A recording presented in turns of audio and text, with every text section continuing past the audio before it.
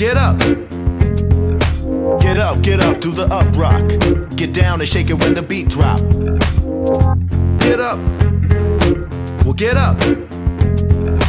Get up, do the up rock. Get down and shake it when the beat drop.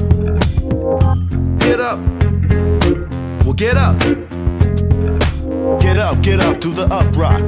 Get down and shake it when the beat drop. Get up. Well, get up. Come on, kick the funk. Rock to the rhythm, go. I said rock to the rhythm, you don't stop. Cause ghetto funk's got to beat the show shot. I said rock to the rhythm, you don't stop. So who the squad that'll make the house drop? Ghetto funk with the rhythm, you don't stop. Cause the squad has got to beat the show shot. I said rock to the rhythm, you don't stop. So who the squad that'll make the house drop? Ghetto.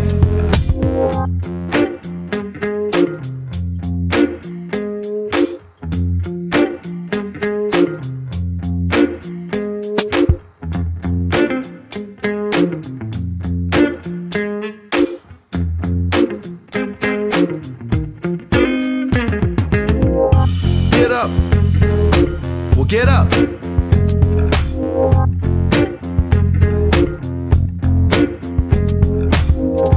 Get up. Well, get up.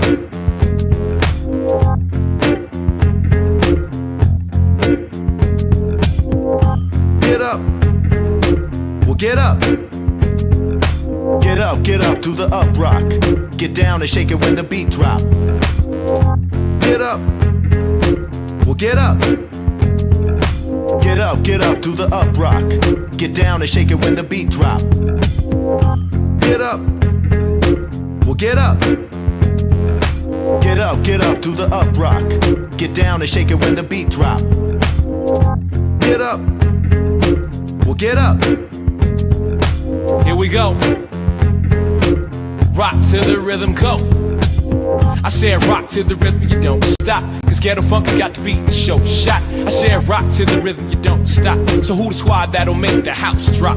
Ghetto funk with the rhythm, you don't stop.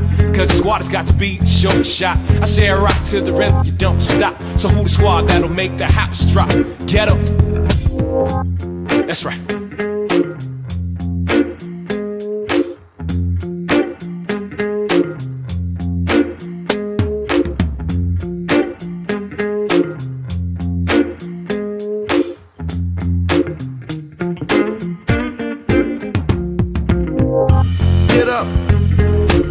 Get up. Get up, do the up rock. Get down and shake it when the beat drop. Get up. It's like that, y'all. Get up, do the up rock. Get down and shake it when the beat drop. Get up. Well, get up. Get up, do the up rock. Get down and shake it when the beat drop. Get up. Come on. Get up, do the up rock. Get down and shake it when the beat drop. Get up. Well, get up. Get up, do the up rock. Get down and shake it when the beat drop. Get up. Well, get up. Get up, do the up rock. Get down and shake it when the beat drop.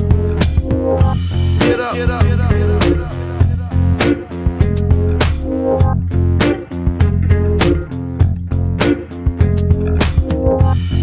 Get up, get up, get up, get up, get up, get up. Well, get up, get up, get up, get up, get up, get up, get up.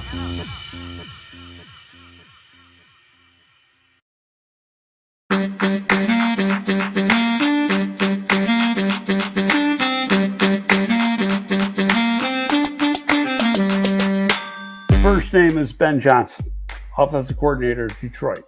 You know, he's the hot name. We have seen several times over the years where the hot guy fails. And just because the guy's a great coordinator doesn't mean he's going to be a great coach. The guy I'd love to see get interviewed, whether time has passed him by or not, I don't know.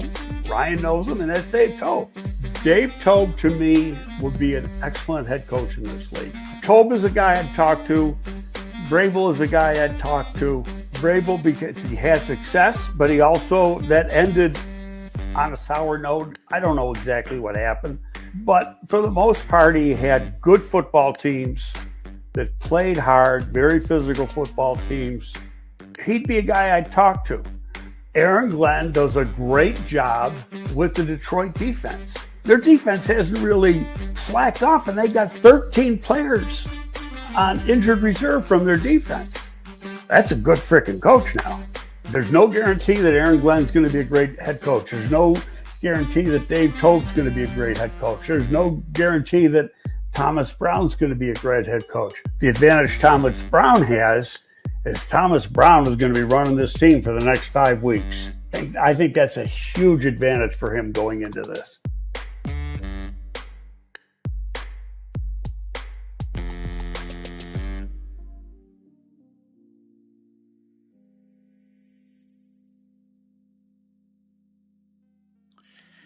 And what the fuck are you people doing here?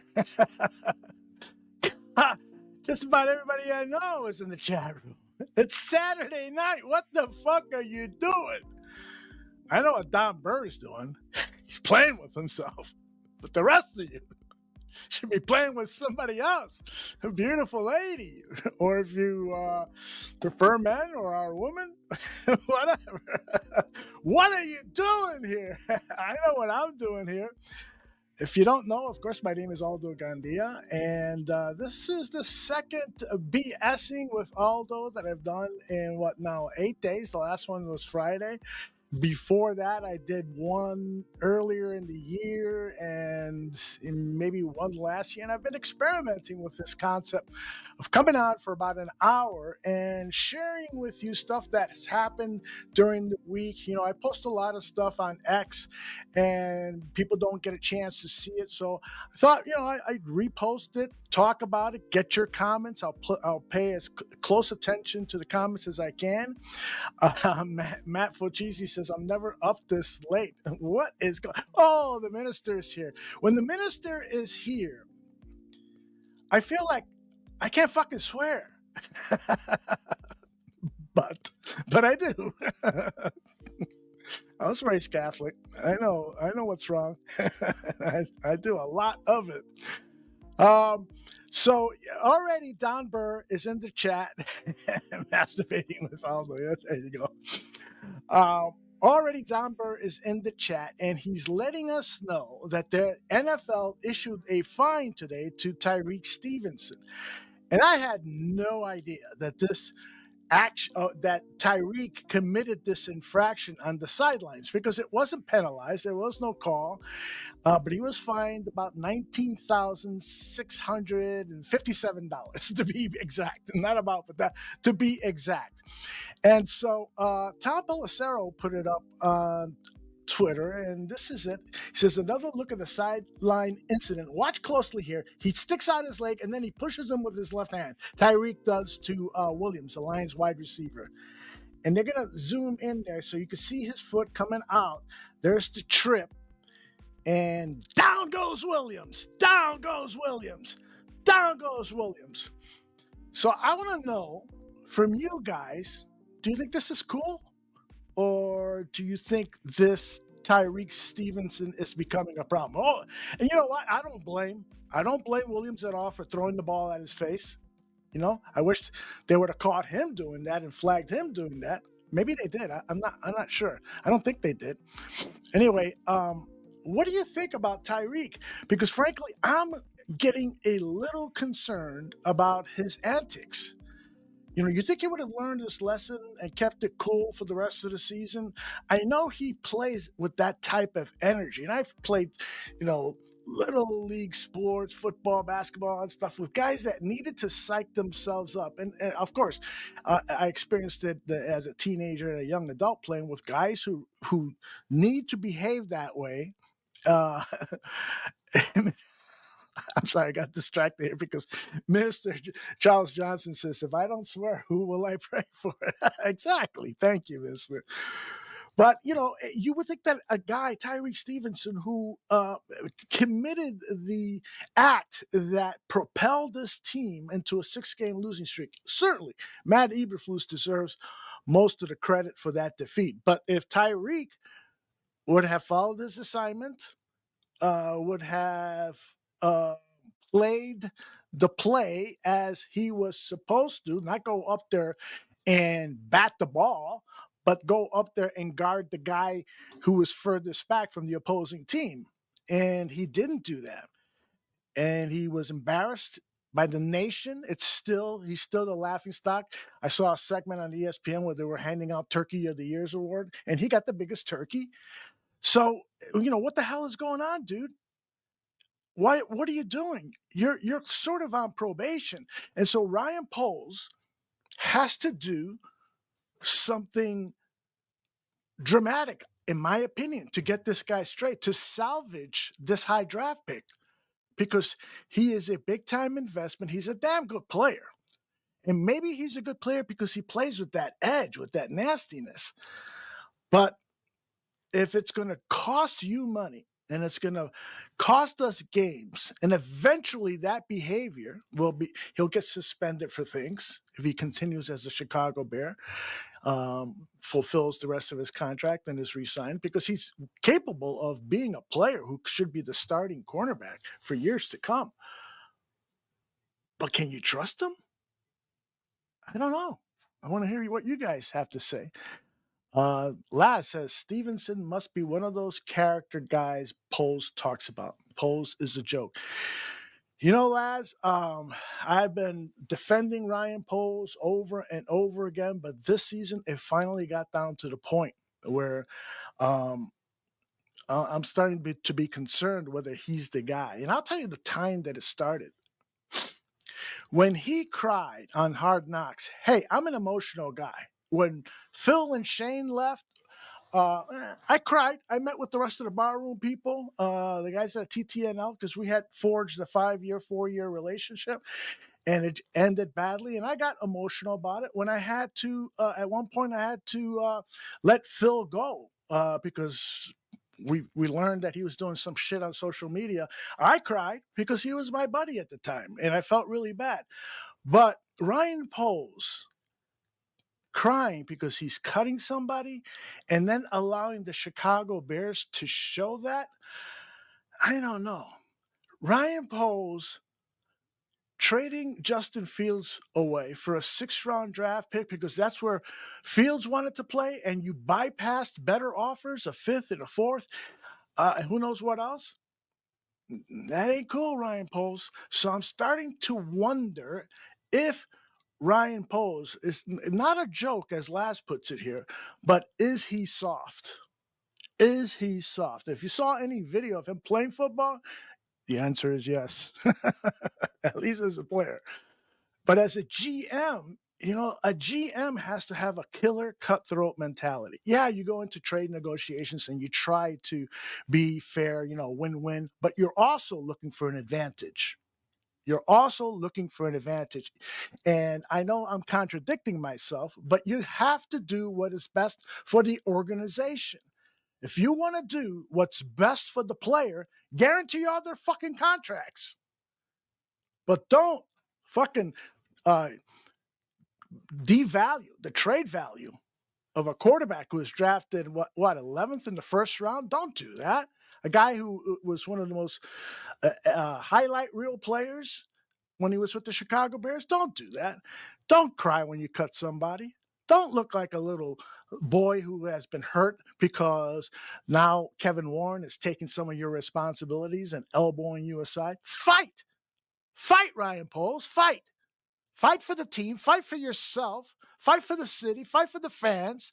Don't let this politician/lawyer, Kevin Warren, take your responsibilities away. He should have demanded to Kevin Warren that he speak 2-3 minutes into the press conference, if not opening up and introduce Mr. Warren. You gotta be that way. You gotta be cutthroat in order to be a general manager in the National Football League. And that a lot of this stuff isn't cutthroat. It is just putting your stake in the ground and saying, fuck it, man, I'm the GM. My contract says that I hire and fire coaches. And in the week-to-week operations of this stuff, I'm going to handle the media when crisis happens. Now I can understand Kevin saying, I got to show some leadership here, but you're not going to open the press conference. You're not going to make it seem like you've usurped my responsibilities. And I'm going to stand up and I'm going to look at the reporters, and I'm not going to have my head down like I've been, told you got to stay after school. That's bullshit, Ryan Poles. So I'm with you, Laz. I'm upset with Ryan Poles. But getting back to Tyreek Stevenson deal, let's see if there's any other comments here. Nick says Tyreek is an asshole, just like Sue with the Lions. Well, Nick, you're wrong there. Just like anybody with the Lions, he can go away and won't hurt the Bears. Someone else will step up. You're probably right. I mean, the kid Terrell Smith is playing pretty good. He's made a couple of errors out there, but he hasn't had a lot of playing time. Now, the distribution of snaps is almost 50-50 now. And I wouldn't be at all surprised in San Francisco if Terrell bypasses Tyreek with the amount of snaps, especially after this latest incident. My man Slick says, fuck Detroit. And he get the linebacker that hit Caleb. Just to say something about Detroit, that victory Thursday night was, you got to hand it, big cojones for Dan Campbell, but it's that type of shit that's going to get them a loss in the playoffs. Mark my words. Mark my words. It's okay to do it once in a while. It's okay to do it when you really, really need to do it. But going for it on fourth down is what I'm referring to. With the game on the line, you don't do that in big playoff games because it ain't always going to work. So anyway, I'm telling you now, Don, get ready to pull a Ryan Poles and start crying. And I agree with you, Slick. I think Thomas Brown will get that ass. I don't know which ass you're referring to, but Thomas Brown, yeah, you will get that ass. I saw Poles' name there. I got confused for a second there. Yeah, Zimmerman, a Saturday night with Aldo. Hell yeah. Thank you, brother. Glad you're here. I'll reach out to you soon because we talked about you coming on the Bear Their Souls, our Wednesday night show, so I'll reach out to you soon. Fochisi agrees with me. What's the latest over at Penn State? Still the same score? Update me if you can, please. Bizarro World, getting back to Poles, when he didn't cut Velus after week one, it told me all I need to know about Poles. Yeah, hindsight being 2020. I love the way Velus was running the ball from the running back position. But if you weren't really committed to it, why did you fucking keep him and not take that 5th round draft pick that was being offered to you? Some people think it was a 4th rounder, but I'm pretty sure it was a 5th rounder. Take whatever you can for the guy. Absolutely. I was at that game when I saw him, kick that ball away. I said to myself, that's it. It's over. You can't fucking give him any more chances, And they cut out in Hard Knocks that whole sequence when they were talking about keeping him and saving him. They left all the positive things that were said about Velus. But they weren't that stupid to not also discuss the fact that he's unreliable. His hands are unreliable. And I'm sure there were some other things. He killed that fucking thing, that animal he had. Jay Sanders says that he's definitely soft. Slick says Ian Cunningham is the real GM. But I got to tell you, how do we know that? How do we know? We've seen little clips of him saying some good things, but that's all from the Bears media. They're not going to release stuff that he might have said. He might have been the one pushing for Velus. We don't know. I hope that he's great, and I hope he's going to be a great general manager, either here in Chicago or elsewhere. But we don't really know if he's the real GM. So Lefty asks, what's the chances that McCaskey steps down and lets someone else take over? Well, Lefty, I don't think it's out of the realm of possibility. We saw George's 2 brothers at that press conference. Could that be a sign that one of them or two of them is going to have a more active role in the organization. Is one of them going to be the assistant chairman and George is going to retire and the other one be the chairman, something like that? I don't know what positions, but George is getting up there in age too. And maybe it's time for one of the brothers to step in and do something. So, MC Fact, keep this in mind. Like Pace, Poles came into the general manager role without experience. Yeah, I think that when you bring in someone with no head coaching experience, no general manager experience, it is best if you're doing that from within the organization. So if you wanted then, if you were aware of all of the things that Ian Cunningham has done for the Chicago Bears organization and you're really fucking impressed with him and he wants the job after you fire his good friend Ryan Post, yeah, bring him in, and even though he doesn't have any experience, but you have seen it for the last 3-4 years, how he reacts. That's the feeling I get with Thomas Brown. Can he be the head coach? The next 5 games will prove it to us. Doesn't have much experience, but you will have seen him already. He's been so fucking impressive with how he relates to the players and talks to the media. But now he's got to transform those words into action on the field. And I cannot wait. I hope the Bears score on their first offensive drive. Because if they do, what I am going to be most happy to see is the reaction from Thomas Brown. You saw him up in the booth when they scored his first touchdown he called. And he talked this week about his emotion and that he can get emotion on the sideline. So I can't wait. I hope it's the first drive. Please, Lord, don't strike me down yet. So let's see, Scottish Bear. If Poles was crying in Hard Knocks for a player that is a practice squad player, he would have a nervous breakdown having to let his buddy Flus go. Maybe that is why Poles looked so sad at that press conference because he was still 3 days later, recovering from that nervous breakdown of having to let go his. I mentioned this in the last BS that when he hired Eberflus, he said he introduced him by saying "my brother forever" or something like that. Yeah, not gonna happen. MC Fact, but there's a chain of command like in any other company. The vice president of operations is over the general manager. I think you're right there. I'm not quite sure. Anyways, lots of great comments. Thank you all for being here. Please interact with yourself. I'll pick some comments from time to time. Hey, the Tooch is here. By the way, Tooch got a compliment on our last Bear Their Soul show Wednesday. I forgot who it was that wrote it. Someone, oh gosh, Tooch, remind me who wrote it if you remember. And the quote was, "Tooch is the best thing at the barroom." And I'm not going to argue with that. Tooch is so great. He's my good friend. His Bear State of Affairs are really, Emmy Award winning caliber shit.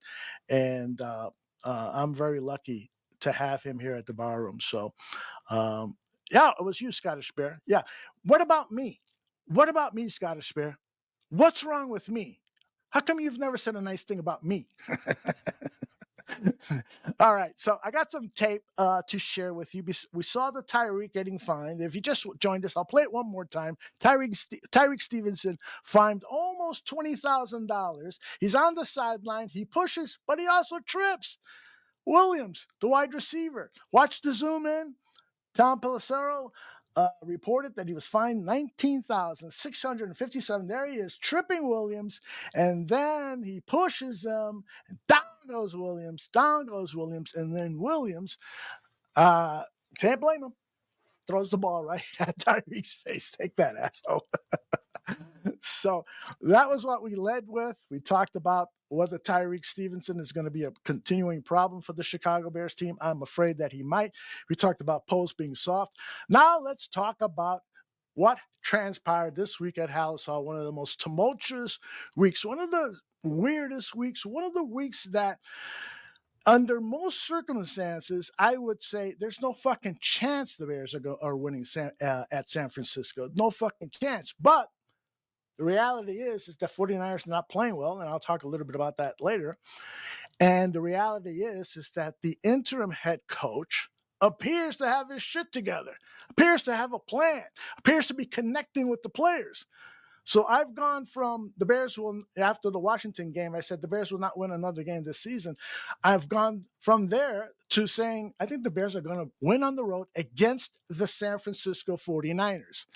This is Thomas Brown talking about the operations for clock management, because that has been one of the biggest reasons that the Bears have the record they have. You know, a couple of wins were lost because Eberflus handled the cock, handled the clock like I handle my cock.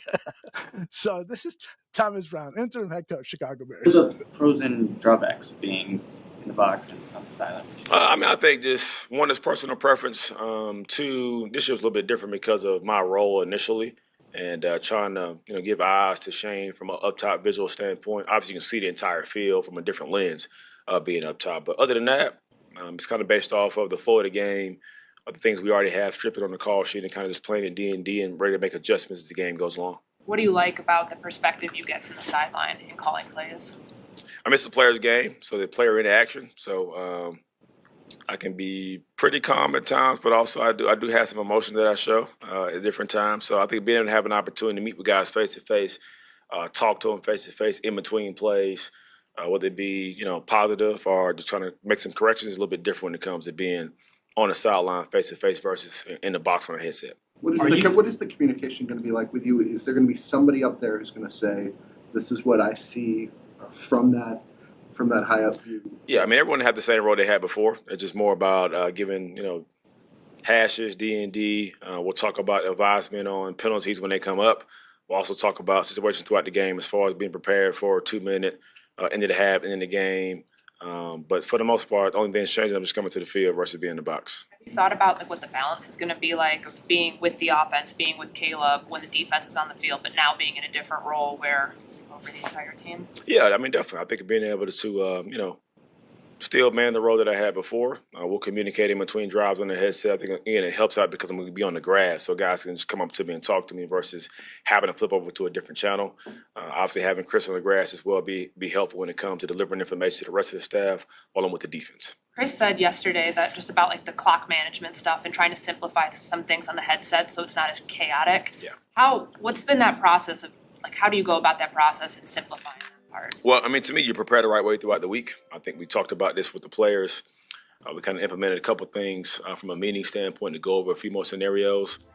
And we also, on Wednesdays and Thursdays after our walkthrough, we have a point of emphasis for offense, defense, and special teams based on things that may have already come up before in the past or stuff for the future.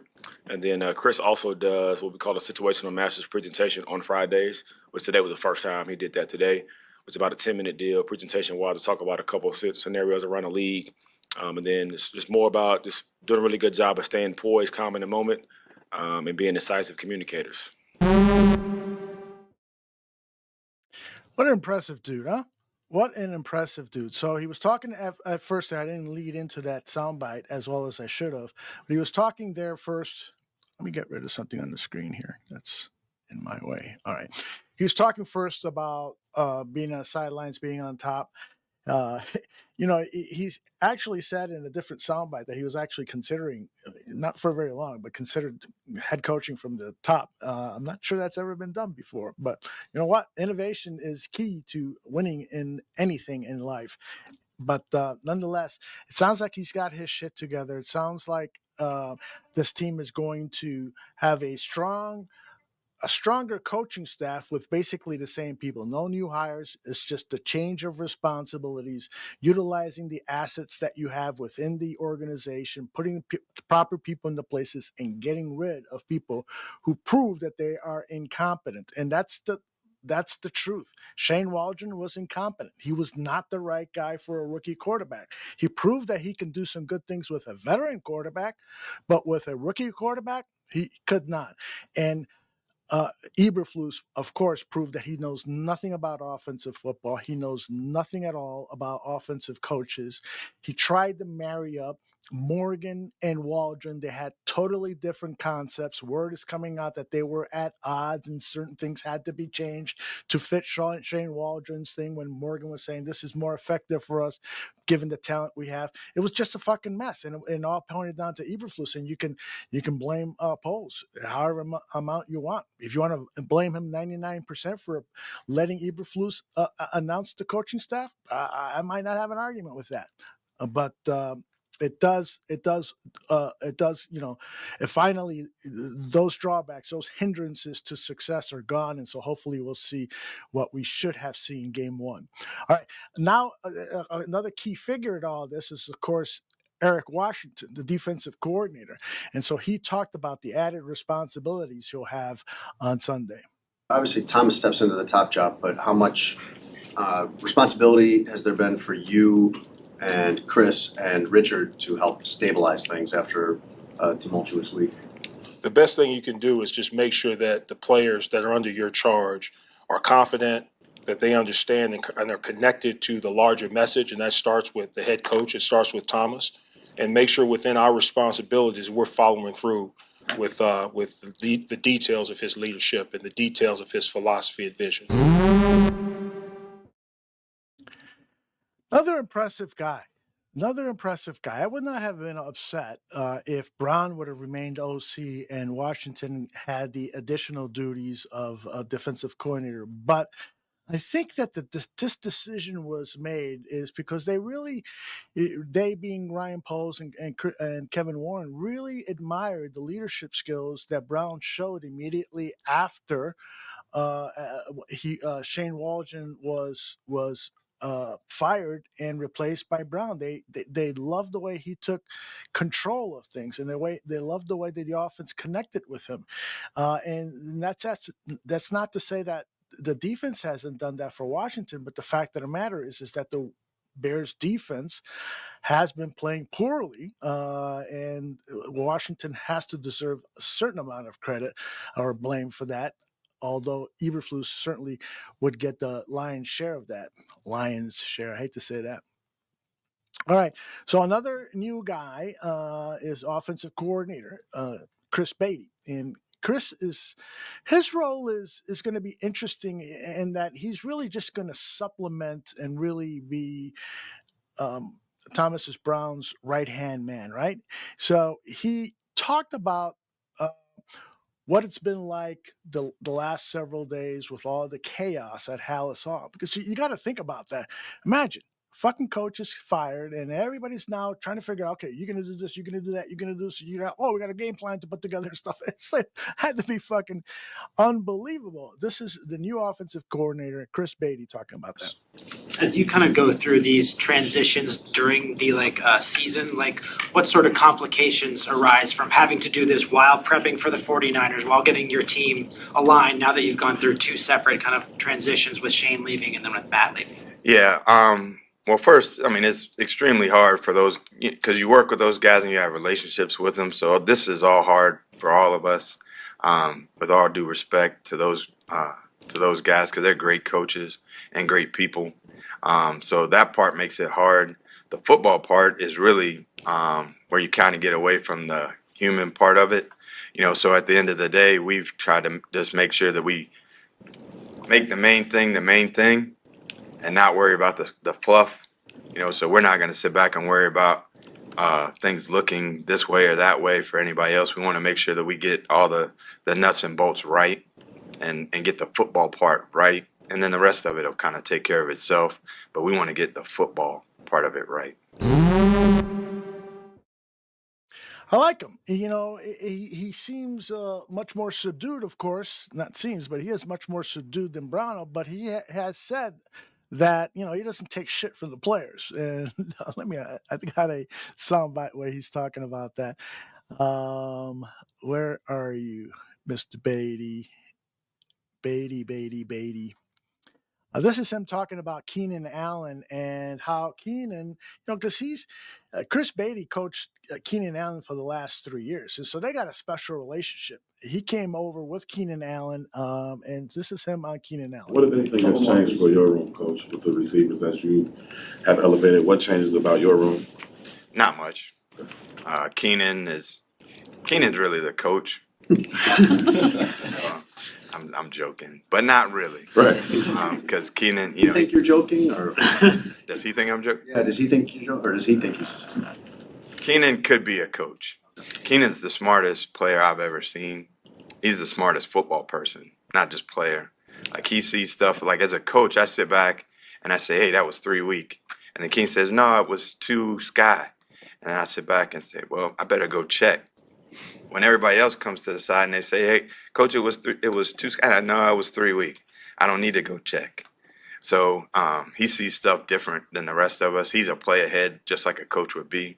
So what he has done over the last 3 weeks since the initial change was he's been kind of my conduit for those guys. So he runs a meeting in between while they're doing the special teams.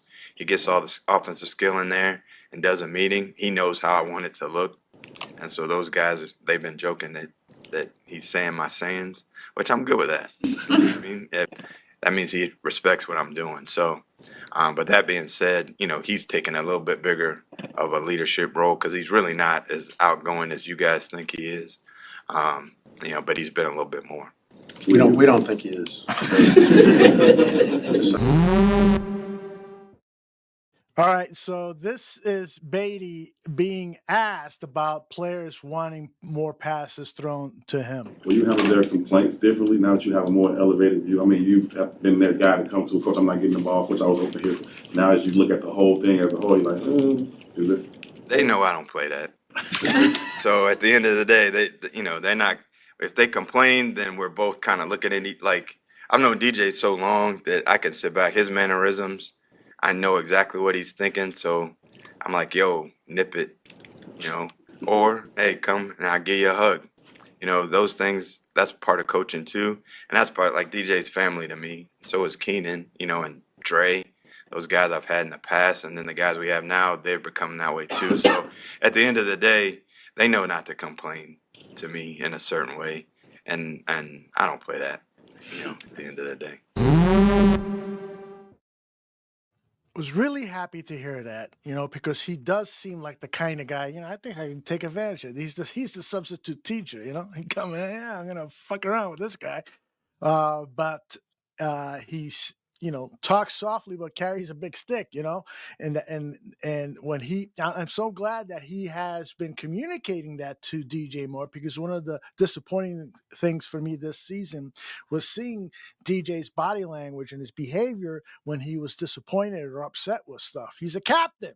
He's making a lot of fucking money now, a lot of money. And he shouldn't do that. I mean, part of the reason you are paid to be a captain, you're announced to be a captain, you got the big fucking contract, is you don't behave in ways that can be cancerous to the rest of the team. And he wasn't doing that, but I'm glad that Beatty says that he's, been trying to nip that. Not sure how successful, but a lot of people have been talking about clock management. Herb Howard, Herb Howard was going to be part of the Willis Twin Towers show yesterday, but there was a scheduling conflict, and so he will be on next Friday, and he's going to spend the entire hour with Tim and Jeff Willis. That is Friday, 7 p.m. Central. You should check it out live. Submit your questions to Herb while you're watching, or watch it on demand. But this is Herb Howard asking Chris Beatty a couple of questions regarding clock management. Interesting exchange here. It's about 2 minutes long. Coach, from the outside looking in, it seems like there's been several times this season, whether it's end of game situation, challenge situations, timeout situations, where the communication seemingly hasn't gone smoothly, whether that's from the booth to the field or whatever. Have there been changes made to put things in place so that the operation runs smoother, whether it's, are we going for a final play or not? Are we calling timeout? Should we challenge this thing? Is that operation, do you feel comfortable where it's at right now? I do. And time management, clock management, those things have been a big part of my career since I was a high school coach. So one of the first things that Thomas and I talked about was how to streamline that and to make it smoother. So we've talked about that. We went through the process of trying how we're going to simulate that in the game and trying to get that to where it's not an issue. trying to be a play ahead. I think that's part of the issue is we haven't been ahead of the game where we've been a little bit late, and that's part of it. That's a hard thing. It's easy on the couch. It's like I watch games this weekend, and I'm like, oh yeah, I would do this or do that, and then my wife is like, it's not that easy, and she's right. She's almost always right. So at the end of the day, we're going to work on trying to be better at that.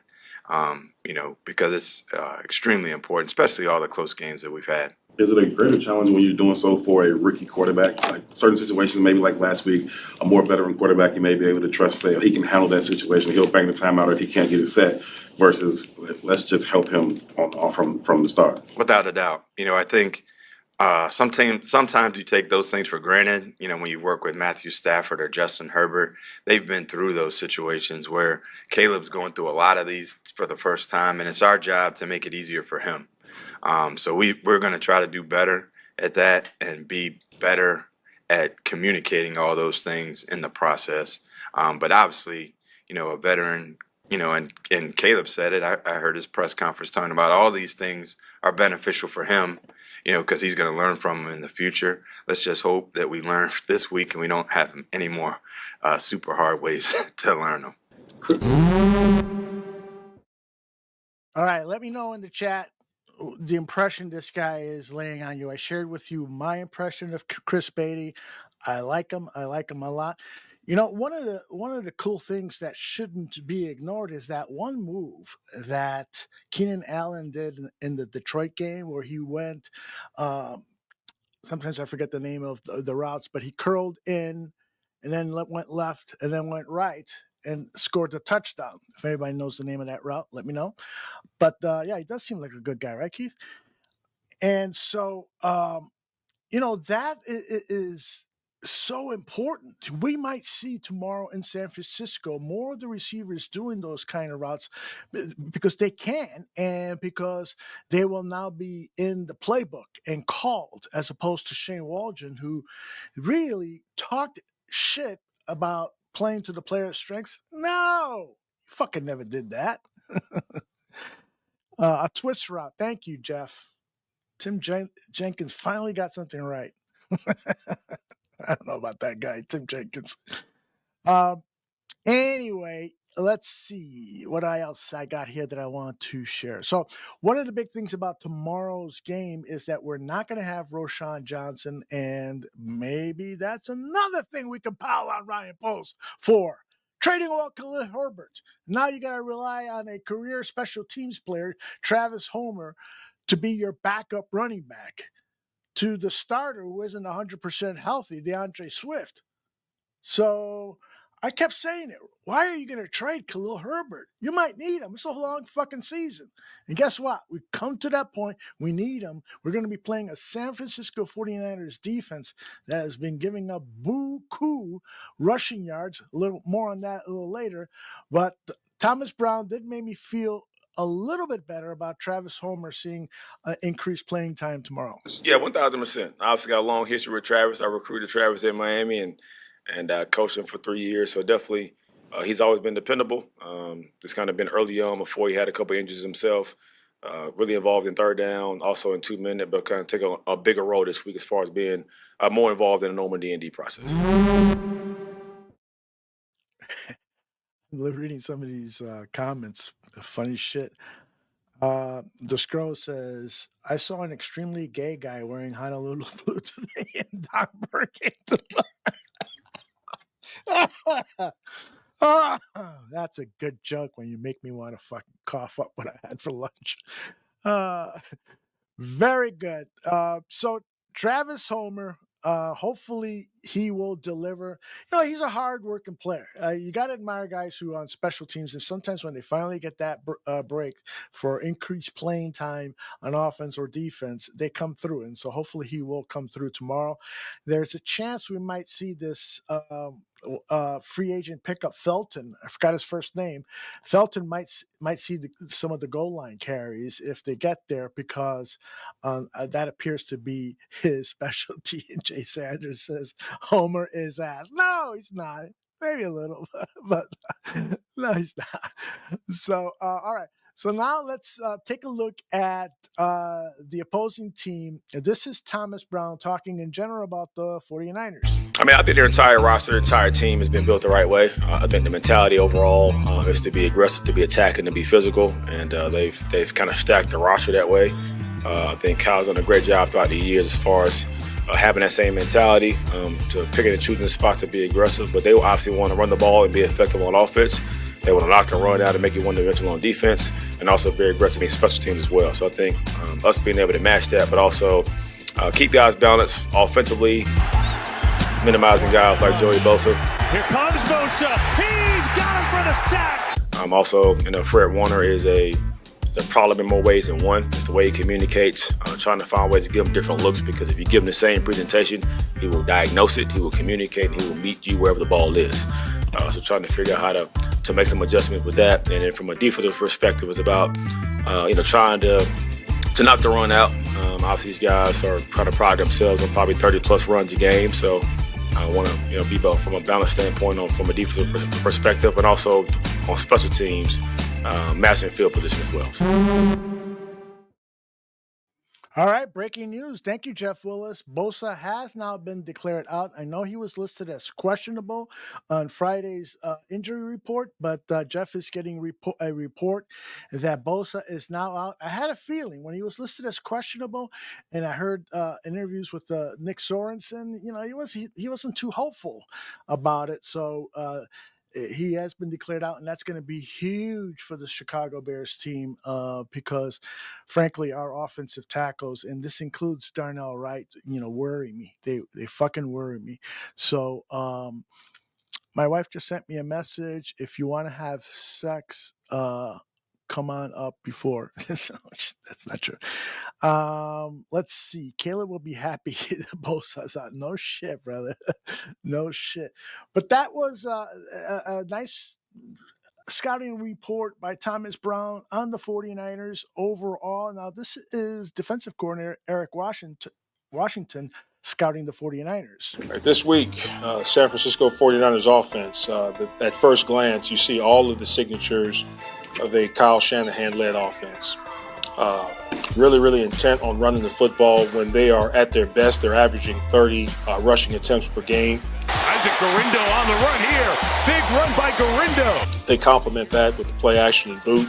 Isaac Garindo's in for the moment as the roll and throw by Purdy is caught right around the 30-yard line. They utilize screens to slow down your rush. And obviously, Kittle is a primary target. I mean, he can be a matchup issue depending on what you're doing. So we have to do a really good job of making sure that we have him, we are aware of where he is at all times, and we execute and we stop him from gaining explosive plays. Deebo Samuel, very versatile player. He can align in multiple positions. He can play tailback. He can be a slot receiver. He can be a wide receiver. He is the key to everything that they desire to do. Very versatile player, strong, possession guy, can also get behind you, a runner once he possesses the football. So we have to be aware of that and make sure that we understand how they're utilizing him and that we do a good job of managing his personnel packages. But at the end of the day, it's about what we need to do as a defense. And we're looking forward to putting forth our best effort, starting with making sure that we attack and control the line of scrimmage and that we do everything we can to keep this quarterback in the pocket. He's done a really, really good job of scrambling. Just another person that you have to contend with in that regard. When we get him in a situation where it's 3rd and 7, 8 plus, we cannot allow him to gain a fresh set of downs by running all over the football field. So be a great challenge for us. We'll put forth our best effort, and we'll do everything we can to gain a victory. This 49ers team is ripe for the taking. It's never easy to travel cross country and play a team on the West Coast. It's not going to be easy for the Bears, but this team is ripe for the taking. Eric Washington talks about Deebo Samuel like he's, God's gift to God, but Deebo Samuels. He had 4 receptions last week for 20 yards. Before that, he had 1 reception for 21 yards. That was against the Packers. He had 4 receptions against Seattle for 22 yards. So his last 3 games, he's averaged 21 yards receiving per game. And we know that he's also dangerous out of the backfield. He's -1 total in the last 3 games and no touchdowns, rushing or catching. So he's in a slump. And so hopefully this is what pisses me off about Tyreek Stevenson, because he would be, with his physical nature, he would be great to guard Deebo. And it's like Cliff said here, just hit Deebo once or twice, hit him hard once or twice and you'll minimize him. Yeah, that's what we need. And so, I don't know, man. But I just feel like this team is ripe for the taking. Jeff says, I think Washington is speaking more to what Deebo has done in the past. He's not that player anymore, in his opinion. I agree with you. But we also have to look at, I'm trying to look at back in the first time they played Seattle, he had 3 catches for 120 yards. 76 was his long, 5 out of 3, 5 targets. And he also ran the ball for 415. He started the year really, really strong. 54 yards rushing, 100 receiving, 54 receiving, 110 receiving, 58 receiving, 102 receiving, 71 receiving, and he was also gaining yards from the backfield. 23 -10 one game, 14 9 15 15 14. So he is that dual threat. It's never going to be a great, or especially now at this point in his career, but he could still be dangerous. He could still hurt you. But you got to take advantage of the fact that this offense right now is not playing very well. Purdy's not getting the time that he needs. And you know what? Purdy is pretty, I like his footwork in the pocket. He moves around pretty good, but he is not fast. You saw that one, that one play where he had to get out of the pocket and run. That guy was running pretty slow. Caleb Williams, by the way, the San Francisco 49ers give up more yards to quarterbacks scrambling, quarterbacks rushing than any team in the NFL. So I don't know if you guys are bettors, but go over to any of the betting services that you might be using and see what's the over under on Caleb getting rushing yards. Because if it's over 40, I put down 50 beans on there, because he could potentially do that. So I got some more audio to play. Just get the W. For Christ's sakes, Matthew says, I hear you. Fuck all this shit. General Manager John says, last 2 games, Caleb has thrown 87 pass attempts. That is ludicrous. Oh, the State Farm guy here? No. I agree with you, man. The play calling has to, especially against this 49ers team that is being crucified via the run recently, you gotta really make it a running led offensive attack tomorrow. And so hopefully Thomas Brown, who's a former running back himself, will appreciate that against the 49ers. This is Nick Sorensen, the San Francisco 49ers, talking about their dismal, I tell you, defense, at least the last 3 games. There's a lot of ways. Whether it's just execution, whether it's tackling, I think it's different, each time, but it's just definitely not good enough. Here's Wilson. Big holes running through this 49ers defense. It's another first down. We need to do it better early in the game, because then they start to control the game, and then it gets out of hand or it gets just uneven. That's not how we want to play. Giving up over 100 yards in a half, let alone a game, it's in a half. It's just unacceptable. We can't do it. Our guys know it. We need to be disciplined. Doesn't matter who's playing. It's their op. We expect a lot from whoever's in the game. So we just have to be better. Got to coach it better. We got to play better in every aspect, in every way. Fucking Nick Sorensen looks like he just, somebody took his mask off and revealed his face. It's like, that was pretty weird looking. A lot of sun, I guess. But yeah, this 49ers defense is giving up chunks and chunks of yards. Listen to what Shanahan has been telling the team about the Bears, because the West Coast media are saying, well, you got a team that's lost 6 games in a row. Shouldn't this be an easy one? Shanahan, was shutting them up. You have obviously an opponent coming up that's been struggling. How do you keep the guys motivated and not taking this week lightly, basically? Because we don't see Chicago any different than these last 2 teams we played. I know their record's not the same, but I mean, there's a fine line between your record and what a team's capable of. This team was 4-2, would have been 5-2 if they didn't give up a Hail Mary. They had 2 bad games, which led up. What happened? Oh, fuck. I was erasing shit, and I accidentally erased it. Anyway, fuck Kyle Shanahan for coaching the Bears. Do you really want that guy to be your head coach? No. I was talking to my wife about it, and she doesn't know much about sports or football and so forth. But ironically, she said the right thing. She says, "Wouldn't you rather win with your own coach?" And I explained to her, "Yeah, well, we just fired our coach." And she says, "But you say you like this other coach." And I go, "Yeah, I understand what you're saying now. I want to win with Thomas Brown. I really do. Homegrown talent. He knows the city. He knows the culture at Soldier Field. And most of all, he knows Caleb. He's developing a relationship with Caleb right here and right now. That is the most important thing. Yeah, they can win the 5 games and maybe get in, and maybe sneak into the playoffs, with luck.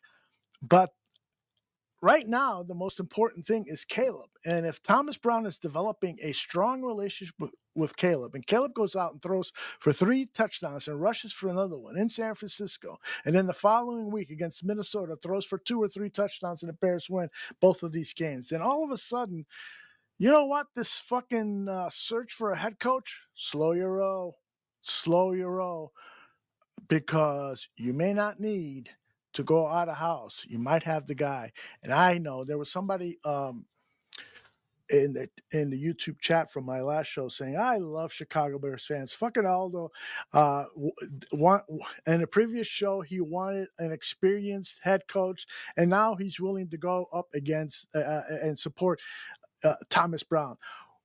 Well, I replied to him, he's not going to be an inexperienced coach at the end of the season. He's going to have 5 games as head coach. And if he fails in those 5 games, if he has mediocre performances, then I'm back to where I was. But right now, I like this guy, and I think he could be a very, very, very, very good coach for the Chicago Bears. Jeff says, as a commentator said on the show last night, Thomas Brown being the answer is best case scenario. You ain't bullshitting, bro. You are not bullshitting. All right. Oh, look at this, Matthew Fuchisi giving up that money. Isn't it funny how Detroit finally winning their fans know it all? The douchebags. Yes. That is hilarious, Matt, because they of course made wearing the brown paper bags famous. It was them, or was it the Saints? I think the Detroit was first, but maybe I'm wrong.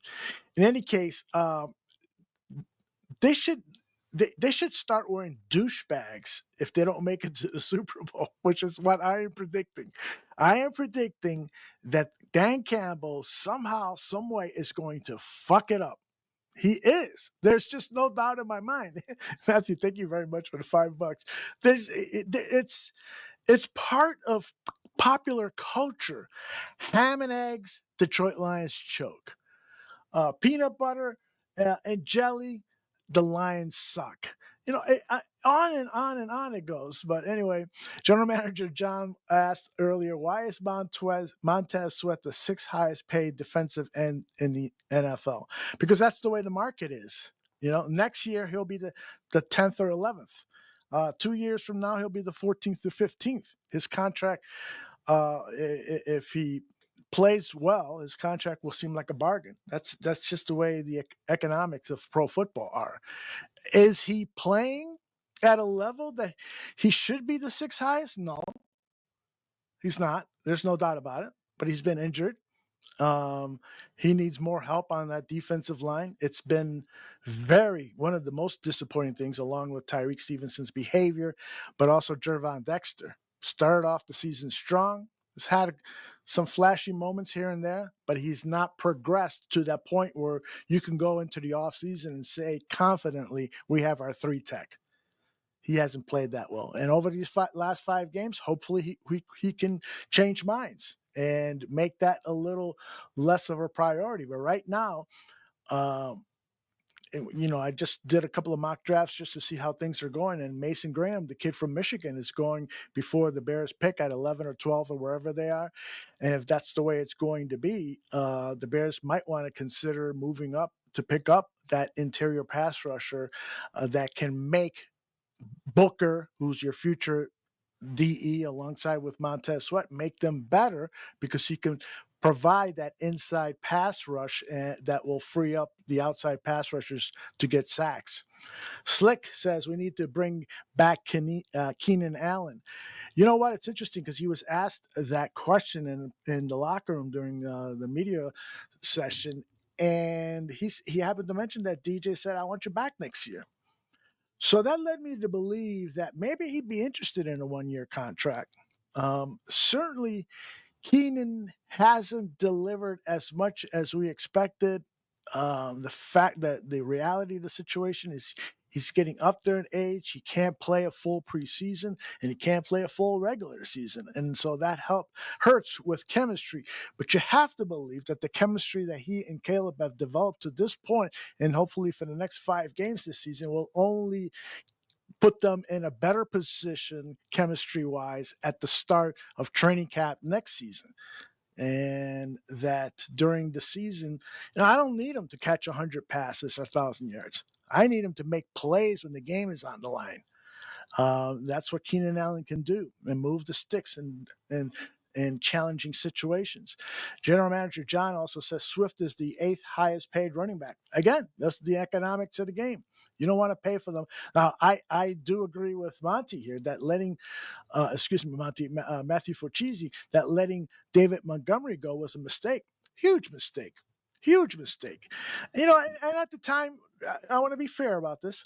At the time, I was saying, hey, it is what it is. Money went. But the more you learn about the situation, the more it seems like a mistake. Well, first of all, I want to go back to the times when Montgomery was a Chicago Bear. I was talking, I was saying like this guy could end up being one of the top 5 all-time Chicago Bears running backs because of the spirit that he plays with, because of how he bounces off tacklers, because of his work ethic, and so on and so on. But his contract was up and management didn't show an interest in signing him. Now, they did offer him a contract, and this is according to Brad Biggs. They did offer him a contract that was the same as the Detroit Lions, except that the Lions provided much more guaranteed dollars. And now even they've extended his contract and rewarded him even more. So that was the problem. Poles didn't have that confidence in him. And that's what happened when you bring in a new GM. He doesn't get to see week to week what David Montgomery is doing day to day in the clubhouse. The story about David Montgomery that's always impressed me so much is that when he was at Iowa, he would go work out at 10 o'clock. He would go by himself. And then one day, another guy joined them. And then the next day, 4 or 5 more guys joined them. And within 2-3 weeks or whatever it was, most of the team was joining him for those 10 p.m. workouts. That's the kind of leadership that he provides. And that's the kind of leadership that the Bears missed when they refused to extend his contract. We pick him up after he was a free agent. And that's all on Ryan Poles. It's another, I hate to say blemish because it's not a blemish. This is a fucking, a paper cut has you fucking in pain for a long fucking time. Somebody mentioned James Daniels, Iowa State. Thank you. Somebody mentioned James Daniels was also a mistake. I can't say that with any certainty because I haven't really seen the quality of Daniels play, but yeah, at the time I was very upset. This was a fucking 2nd round draft pick. You're just letting him walk. He's got, he had blemishes. There's no doubt about it. He was drafted to be the center, and he was not good at shouting out the adjustments that the center does and so forth. But so he moved over to guard, and he had some moments. Do you remember that one video clip where he blocked a Viking into the end zone? And that's what he was capable of doing. And we're letting him go when he's 23, 24 years old. What are you doing? And you're replacing him with who? Nate Davis? What the fuck are you doing, Ryan Poles? And people who are listening to him right now and our Ryan Poles fans are saying, well, look at the fucking trade that he did. One of the greatest trades in the history of Chicago sports, not just the Bears, Chicago sports. And you're right. But you got a little lucky there. Nobody expected the Panthers to have the number 1 overall draft pick the following year. It was a little luck. Although I was praying for it. My prayers were answered. Penn State choked, huh? Oregon a winner. Yeah, Penn State always chokes, as Jay Sanders says. Sorry, Matthew Focisi. 38-30. Oregon. 14 minutes left. Oh, there's a lot of time. Shit, nobody's choked yet. Laz says, I'm hoping Tomlin Brown wears pilot shades tomorrow. Oh, that's good. I like that. That would be really cool if he did that. I hope that the Bears media team has him mic'd up tomorrow. That would be a thrill. Let me ask you guys a question. Besides having Thomas Brown mic'd up, what other 4 players or coaches would you like to see mic'd up for each of the next games? So, like for instance, I would love to have Thomas Brown mic'd up in San Francisco against the Vikings. I'd like to have Montez Sweat or one of the pass rushers, because I think, with Sam Darnold's slow feet, that could be a good day for the pass rush. Against who else is on the schedule here? Let's pull up the old schedule here, and it will tell us that after the Vikings, we have back to the Lions. Shit, who do I want mic'd up for the Lions when we beat the fuck out of them? Oh, man. I would like Tyreek Stevenson, man, for him to go gangster on the Lions. Just go gangster on them. We put hip hop, gangster hip hop music in the background where he's going gangster on Campbell and the boys. Seattle Seahawks, I'd love to see Caleb. And of course, against the Packers, you got to go with the linebacker against the Packers. Man, is Roquan Smith, not Roquan Smith, Tremaine Edmonds, does he still play for the Bears? Fucking disappears for a while. I saw Roquan's name come up when we were talking about Ryan Poles' mistakes. Yeah, that was another mistake. Another mistake. And I'm just replaying these moments in my mind where Ryan Poles is in press conferences and he looks like he's explaining to his parents why he only got a C on his test. I really wanted Roquan to stay, but we were just unable. It takes 2, and we were on there. Come on, you could have made it happen. About the guaranteed dollars. It's about not trying to get over on people, and that's what he was doing. Mic up Poles. Yeah, put a fucking mic on Poles. I bet you. Yeah, I'm being too rough on him. Being too rough. Anyway. I'd like to hear our center scream and call 911. Fucking fire, man. Edmonds, I thought at first maybe he was going to be a good signing because of his long arms, because he can play that cover 2 defense. He's basically another safety back there. But the fact of the matter is, as a linebacker, that's not all you do. I always thought Urlacher was a little overrated. Yeah, he came up with big plays. He was a big player, but you run right at Urlacher, and fuck, the running back's going to take Urlacher for a ride for a few yards. And that's the same thing with Edmonds. They don't have that Dick Butkus style of playing football. Mike up Virginia. Yeah.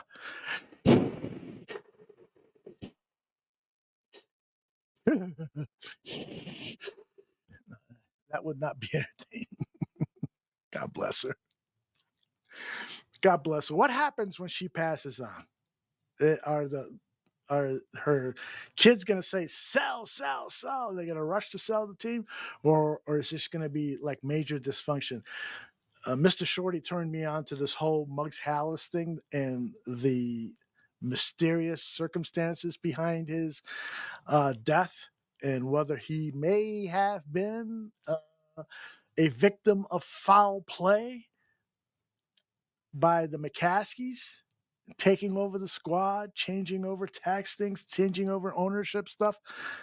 I'm super intrigued by this. When I get a little bit of time, I'm going to fucking do some research on this, and I'm gonna create a controversy. I don't know if it's a real controversy or not. Chafakifa says Mike's Halley 100% foul play. Okay, and if it's only 50%, I'll cover the other 50% with lies. Bizarro says, I was wondering what Aldo was doing. Oh, Lord. Sawdust in his organs. What the fuck is that all about? I agree, Aldo. I miss Muggs. What could have been? Yeah, could have been something else, man. Could have been something else. I was telling Shorty this. I was a guest on his show. I always remember Virginia's husband. I think his name was Ed McCaskey. He was a very elegant guy, tall guy. He looked like the kind of guy that could be named ambassador to, France or something like that. It didn't look at all like he had one interest in the game of football, and probably, learned to like the game because he fell in love with the Halas's daughter, and first in line or second in line for inheritance. But what if Virginia's husband was a player? It was just lining up a fortune, an empire for his kids. Got to do a documentary on that.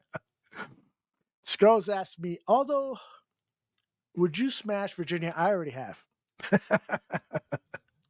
He says for 0.9% of ownership. I think that at this point, Mr. Scrolls, to take your questions seriously, which I should not, I would say absolutely not. Absolutely not. I was thinking today before I came on the show, I feel like I am so fucking lucky. I am so happy right now at this part of my life. A year ago, I had a fucking TIA, a mini stroke. I had an aneurysm and so forth. I was close, to death, an episode that you could say was close. I was never in actual real danger, but there was a moment of anxiety by the medical team when they couldn't get a pulse in my hand and my wrist. And so they realized, wow, this guy is, he's having some kind of an aneurysm. So fortunately they took care of it, but I feel really, really lucky. And I'm doing what I love to do, talking about the Bears, producing videos about the Bears and stuff. So would I give all of that away for 0.9% of the Bears and with no decision-making capabilities? It's just like, I would get a check for $1 million a year. Nah. Cliff says 0.9% of $6 billion is actually $60 million. Hell yeah, I'd fuck her. Hell yeah. Not if you put it that way, 60 million. Hell yes. Come over here, baby. Put something sexy on, Virginia. I love you. All right, well, that's all I brought to the show. I want to do these BSing shows more frequently when I got something to share. And so when we have a busy week at Halas Hall, stuff that I would share or try to carve out some time to come on here for 60 to 80 minutes and talk Bears. I like doing this on a Saturday night because I don't have a social life anymore by my choosing. And apparently neither one of you people do who are watching this live. 262 people across all our platforms: Facebook, Twitch, YouTube, and the X channel. Bearman says the shit people will do for money. She's cute. What are you talking about, Beer Man? But again, let's do this victory thing tomorrow, and it all starts with the Barfly Tailgate guys preparing you for a win at 9 a.m. Central. If you play fantasy football, now's a really good time to check in on the Fantasy Football Goon Show. The guys that host that shit are winning in all their fucking leagues, or in playoff contention in all their leagues. Me, I'm in fucking last place. So don't listen to my fantasy advice. Listen to their fantasy advice, and that starts at I think it's 10:30 Chicago time, Central time, and they go on to for about 15 minutes or so before kickoff. And then on Monday, Greg wants to talk about this deal. Well, did you hear about this, guys? Where is it? I got a graphic here. The Chicago Bears, according to the Chicago Tribune, would save about $5 million annually in property taxes under proposed agreement with Arlington Heights and local schools. So if I read the article correctly, what they're saying is that the schools and the township have come up with an agreement that will knock out $5 million annually in property taxes that will help the Chicago Bears, their property. And so they were supposed to pay like $9 million in taxes, but now it would be like 3.6. So Greg wants to talk about that, lend his expertise, but that is a step closer to potentially having Kevin Warren send his attention now back to Arlington Heights. I got two quick thoughts on that because I won't be able to get him in with Greg. He won't let me. Number one, Kevin Warren is going to take credit for this. I'm a master negotiator. Fuck you, dude. Fuck you. You know, did you really have to go through all the trouble of pretending you're going to move to Chicago and getting people's hopes up, the people in that area, and that you're going to do all this for kids and families and all this? If this was your ploy the whole time, then you did it in a really dirty fucking way. And remember, when he had that first press conference to announce the intention to build on Chicago lakefront, he had a minister there, and you know, they took this holy approach to stuff. So if you were really lying, then shame on you. Shame on you. Secondly, he might not want this. He might still say, yeah, we're still looking at Chicago. You know why? Because I live in Chicago. I love the skyline. You know, I want to see cranes up in the air. And if that's his approach to this, then fuck you too. That's not the way to do that. You're getting the offer that you originally requested, or the Bears organization did, and now you're representing them. You shouldn't spit on the offer. You're getting the tax break you wanted. Now it's time to move over. Well, Greg will talk about that Monday at 9 a.m. You know my feelings on it. I hope you bring your feelings Monday at 9 a.m. live if you can. 11 a.m. Monday 11 a.m.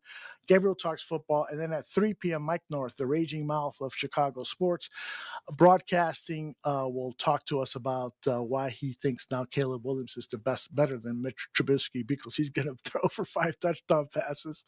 But he'll say, of course, that Trubisky threw for 6 touchdown passes. But anyway, yeah, Laz, you're absolutely right. Warren's going to have to do a U-turn on Arlington versus the lakefront. You ain't kidding. And here comes the traffic. He better do this right, man. He better do this right. I am. Shorty says that's why I call Kevin Warren the new team preacher. He is a lawyer, Cliff Victoria. You're absolutely right. He's a lawyer who has that kind of preacher sensibility, and there's nothing wrong with that. I love that in many people. You know, they give you inspiration through how they talk and stuff. But the case with Warren is that there's a lot of legal, you know, lawyers are you know, up there with used car salesmen. At least that's the perception people have portrayed them as over the years. And there's just a lot of things that Kevin Warren has done that have been disagreeable to me. And yeah, Cliff, you're right. Warren has always planned on building in Arlington Heights. And if he has, and he's been lying to the Chicago people about building a stadium over there, it's just not right. It's just not right. Lawyers do complicate things. Scottish Bear says, I am moving the Bears to Scotland to get it up, you all. To get it up you all. So, in other words, Scottish Bear, you're saying you're going to stick it up our asses by having the Bears move to Scotland, right? Okay. I think I understand. All right, guys. Let me know what you think of the show. Leave a comment. And if you want me to do more of these, I would love to. And if you have suggestions as to what I should include in these shows, I would really appreciate that. One of the things from time to time, I want to have some guests on, and that could include anybody. Like, I actually tried to reach out to someone who covers the San Francisco 49ers, but I didn't get a word back to see if I could do a 15-minute interview with them.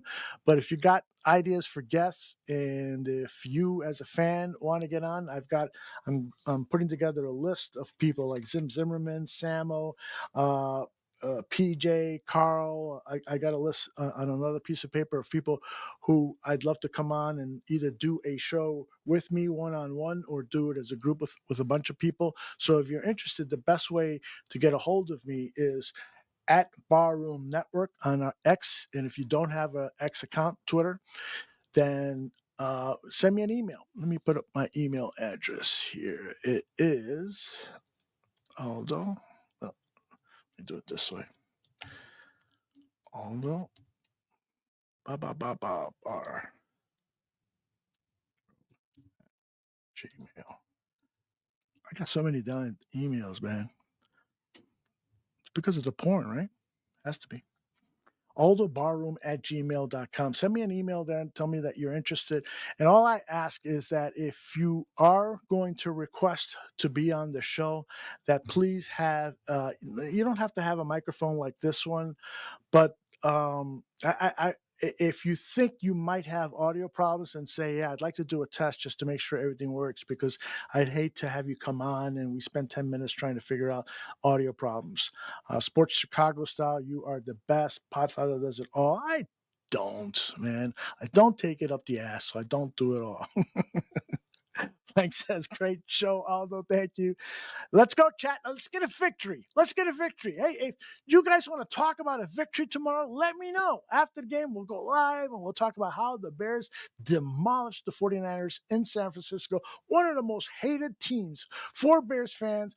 It's Packers, it's Lions, it's Vikings, and then I think it's the 49ers. What do you guys think? Before we go, let me hear it from you guys. Who do you think? Does the 49ers is on our top 5 of rivalries? I think so.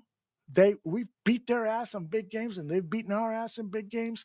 The whole Mike Ditka, Bill Walsh thing was ingrained in me.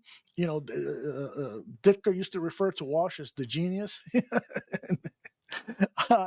Yes, after the show, says PZ. Last says, great show, all the nice skull cap too. Yeah, baby. Gotta hide the balding stuff. And let me know. Just write to me. Send me emails. Help me. I'm bored. Hated them in the 80s and 90s. Chapaquipa says. Chapaquipa. Hated them. Yes. Here's the thing, though. Trap is, I hated them too, because they were so fucking good, and when they would score on us, they would, act like they were, bigger than sliced cheese and stuff. But I always loved Bill Walsh. I loved his style of coaching. I loved the innovator he was. He came up with that West Coast offense, or perfected it. There's debates as to who really came up with it. I think most people will agree that it was Walsh that did. And he, that was when I was coaching a flag football team in the early 80s. That's what I tried to run my flag football team offense. And I just loved it. Ditka, he had no fucking clue how to run an offense. Jim McMahon said he called plays like a tight end would. J2K says, although I thought there would be nudity tonight, very disappointed. I'm not wearing pants, J2K. Isn't that nudity? I am not wearing pants. And I'm not going to show it to you. I'm sorry. All right. You want me to dick pic you? Hated the Niners, says PZ. Loved Montana. Yeah, and that's another guy, too. Loved him. I loved him when he was at Notre Dame. I thought he was cool. Thought he had style. drafted in the 3rd round by the 49ers. Again, Chicago Bears, fuck up. I'm bypassing a franchise quarterback. But yeah, Montana, Jerry Rice, Bill Walsh, 3 heroes right there. Roger Craig. Way Roger Craig ran with the ball with the fucking knees coming up to his chest. That was amazing. By the way, the Tooch sent me a video. I wish I would have downloaded it to share with you guys. But do you remember that 49ers Bears game at Soldier Field where the wind was so fucking crazy? It was like 60 miles an hour. And Robbie Gould set up, and Chris Berman in the highlights called him Robbie Gould. No, it's Robbie Gould, bro. And he lines up for a field goal, and that ball is headed for the left upright, and it spins at the middle at its apex, and all of a sudden just does a 90-degree or 45-degree turn to the right, and misses the right goal post by 50 some feet. That was a windy day. Swanky, where the fuck you been, man? What's her name? Just spell it out real quick. Jeff Willis says Montana won a natty at Notre Dame 90 minutes from Chicago. Yes, he did. Joe Montana would be a great guest for this show. Ditka has some great pork chops. He does. You know what? And that frozen Italian beef ain't so bad either. J2K says Thomas Brown wins his first game as long-term Chicago Bears head coach. Look at this. Jeff says, Aldo, you're the man. I am the man. But let's keep it amongst ourselves. Let's not spread it out. J2K, Gould hit the kick, and the announcer said it was going to make it, and no one takes it. And that's how I remember it, too. The clip that I saw today was Chris Berman's highlights. By the way, anybody in the chat room old enough to remember when Howard Cosell did the Monday Night Football games? Because I was actually going to download this, but I didn't know if it was going to make any sense. But Howard Cosell was one of 3 announcers, the first 3 announcers of Monday Night Football. And he used to do the halftime highlights show. And apparently I read in his book, Cosell by Cosell, that it wasn't scripted. He was just ad lib. I don't think this is true. I think he was always known for being, kind of egotist. But it's nonetheless, when you were a football fan back then, Monday Night Football, you wanted your highlights shown in that game because they would only pick like 3-4 games to show highlights from. And so you were begging that Howard would pick the Bears game. Well, the Bears were sucked back then, so it was rare that they were finally on. But when they were, it was fucking treat. The George Michael Sports Machine. Yeah, George Michael died, I don't want to say 2-3 years ago, but yeah, that was here in Chicago, it was a syndicated show that was on Channel 5, WMAQ TV. And from a production standpoint, it looked like it was a big fucking to-do, but it was just a fucking video tape player, 2-inch tape, so it had big reels, and he'd hit the play button, and they pretended that was the machine that was rolling the tape. It really wasn't.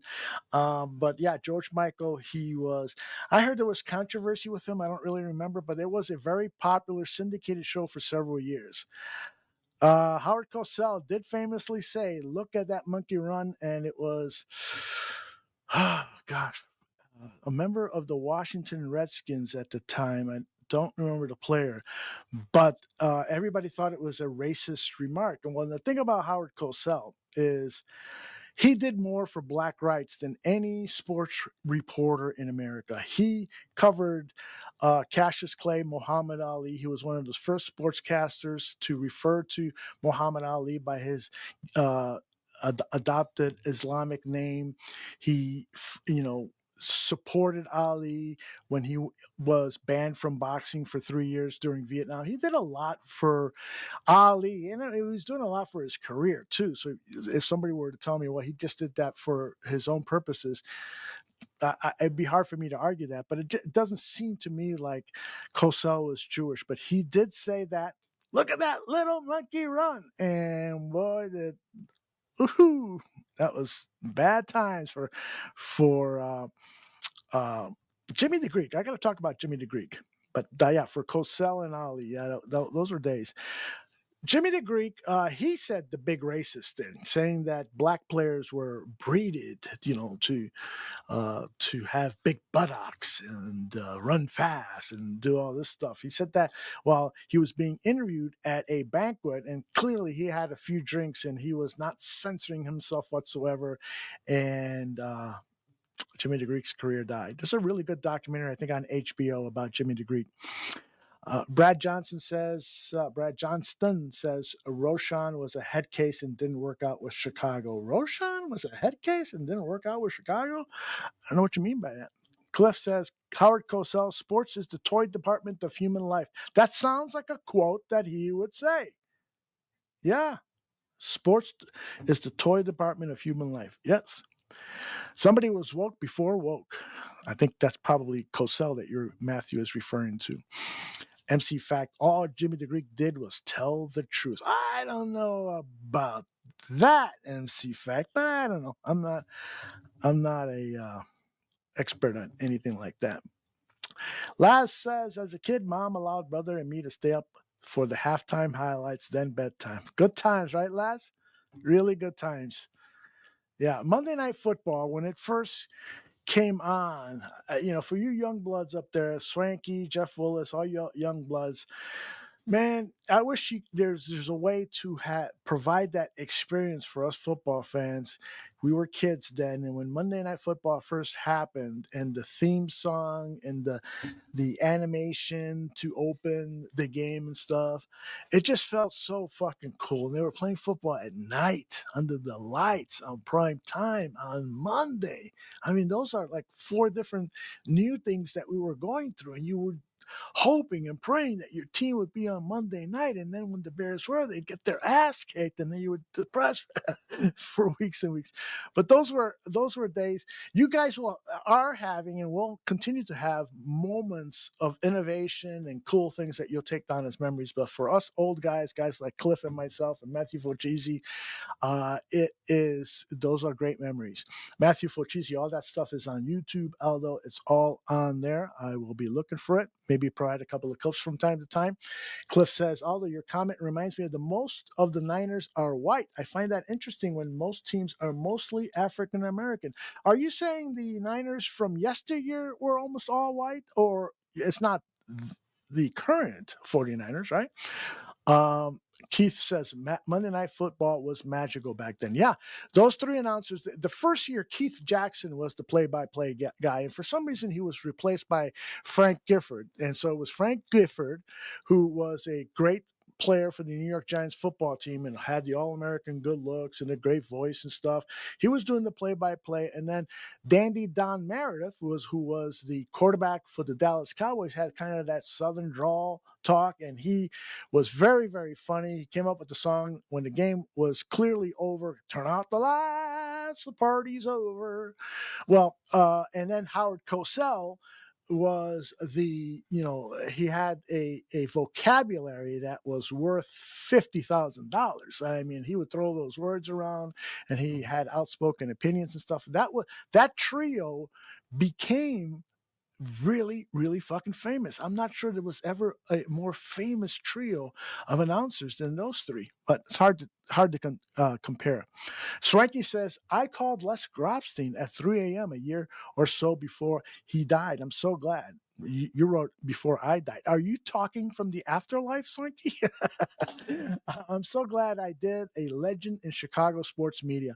Well, Swanky, I got to tell you that the thrill of my life, see if I can pull up a picture real quick, is that Les Grobstein himself did a few shows from this very man cave.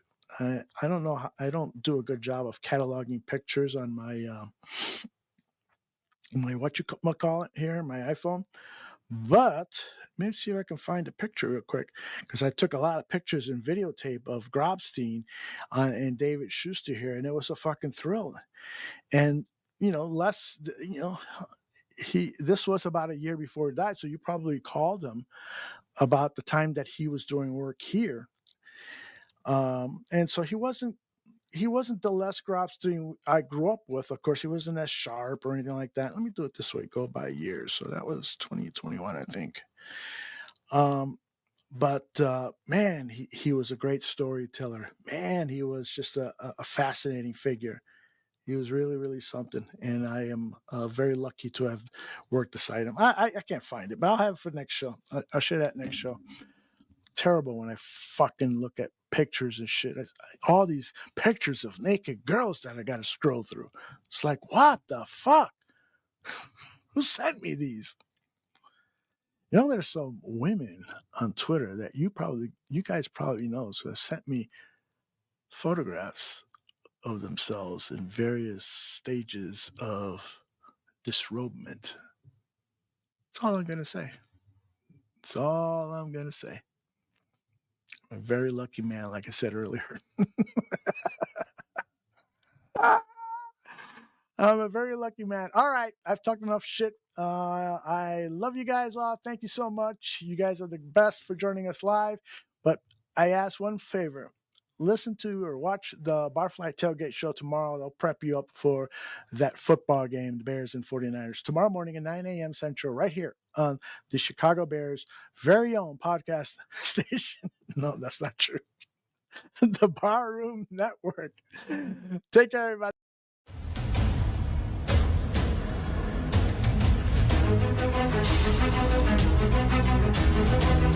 Thank you.